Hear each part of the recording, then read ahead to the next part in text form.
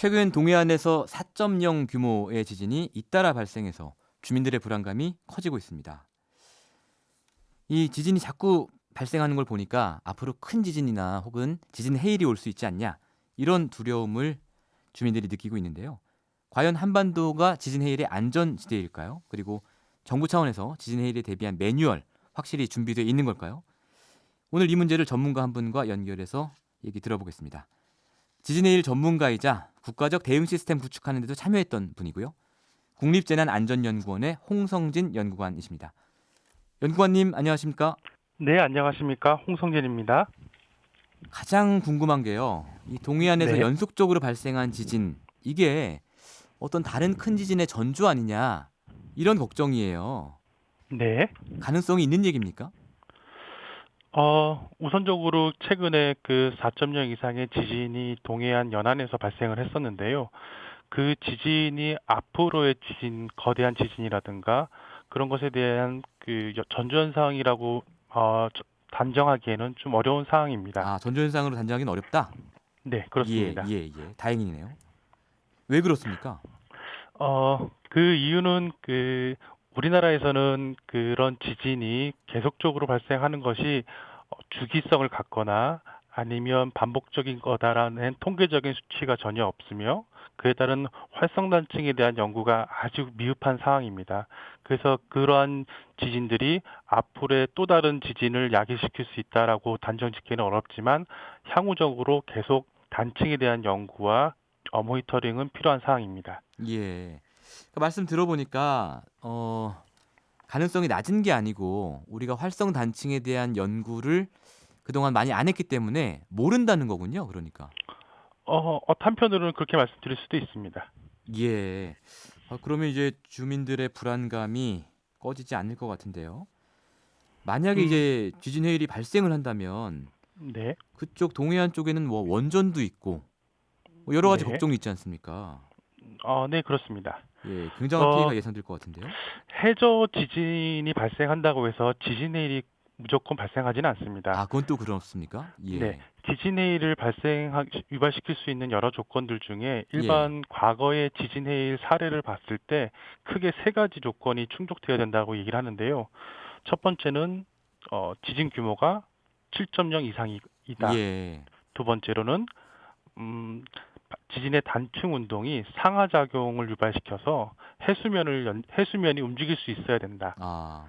세 번째로는 수심이 1000m 이상이어야 된다. 예. 그래서 지진의 에너지가 바다를 움직일 수 있을 정도의 에너지 크기여야 된다. 예. 라고, 그 조건을 제시하고 있습니다. 예. 그래서 실제로 우리나라 동해에서 규모 4.0의 지진이 발생하였지만 실제로 지진 해일을 유발시킬 수 있을 정도의 규모 7.0의 지진이 발생한다라는 것에 대해서는 상관관계를 현재까지는 찾기가 어려운 사항입니다. 그렇군요. 왜냐하면 규모 4.0과 7.0의 지진의 에너지의 크기는 약 3만 배입니다. 그러니까 아. 규모 4.0이 3만 개가 한꺼번에 발생해야지 규모 7.0이게 됩니다. 아, 그렇게 설명하니까 굉장히 쉽게 알아들을 수 있는데요. 네네. 4.0, 7.0 하면은 저희 일반인들이 보기에는 3 밖에 차이가 안 나니까 네, 뭐 그렇습니다. 거기 조금만 더 세지면 7.0 되는 거 아니야? 이렇게 생각할 수 있지만 설명에 네. 따르면 3만 배나 차이가 나는 거군요. 규모 4와 5는 약 1의 단위는 32배의 에너지의 크기를 갖고 있는다라고 알려져 있습니다. 예. 4, 5, 6, 7, 즉 3개의 단위를 넘어서기 때문에 3 예. 곱하기 32 하면 거의 아.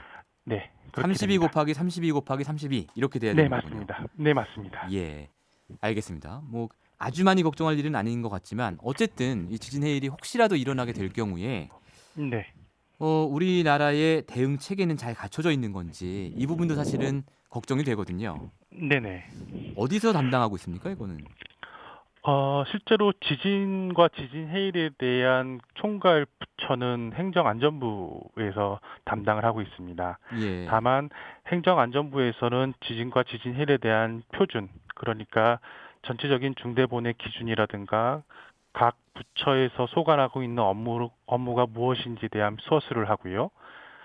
각 해당 부처에서는 담당하고 있는 업무에 대한 행동조치 매뉴얼을 만들고 있고, 그리고 각 지자체에서는 지자체 특성에 맞는 행동조치 매뉴얼을 가지고 있습니다.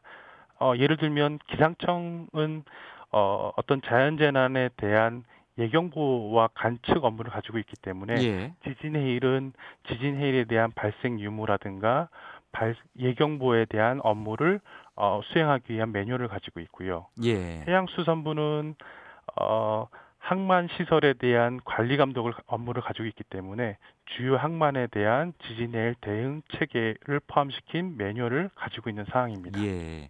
대피소 같은 건 이미 만들어져 있는 거죠. 어디 민간 전문가 얘기를 들어보니까 네, 일본은 이제 피난 지도를 만들어서 다 배포를 하는데 우리나라는 네, 요걸 안 하고 있다. 이런 걱정을 하는 분이 많는데 요 부분 네네, 좀 간단하게 좀 답변 부탁드릴까요?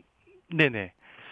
그 우리나라는 2004년도에 그 인도네시아 지진 이후에 소방방재청이 개설하고 소방방재청에서는 동해 전역에 대한 지진해일 대피 지구라는 예. 것을 지정하고 운영을 하고 있습니다. 예. 그래서 그 이후로 각 지구마다 대피소와 예. 대피로를 지정하고 그것에 대한 계획 정보 지도를 만들어서 표지판을 만들고 안내하는 알겠습니다. 팜플렛을 만드는 업무를 하고 있습니다. 예. 앞으로 더 노력해 주시길 부탁드리고요. 지금까지 네. 국립재난안전연구원 홍상진 연구원과 말씀 나눠봤습니다. 평일 아침 7시 20분 시민보의 시선 집중.